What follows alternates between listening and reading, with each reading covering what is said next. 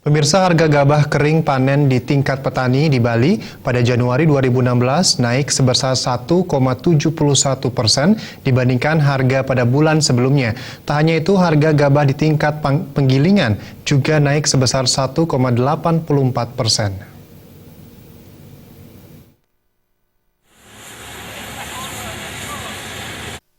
Berdasarkan rilis yang dikeluarkan Badan Pusat Statistik Provinsi Bali menyebutkan, transaksi gabah kering panen tertinggi di tingkat petani terjadi di Kabupaten Klungkung dan Tabanan sebesar Rp5.000 per kilogram untuk varietas Jeherang. Sedangkan harga terendah terjadi di Kabupaten Gianyar dengan harga Rp4.350 per kilogram untuk varietas yang sama. Harga gabah tersebut sudah di atas harga patokan pemerintah, yakni di tingkat petani sebesar Rp4.816 dan di tingkat penggilingan Rp4.890 per kilogram.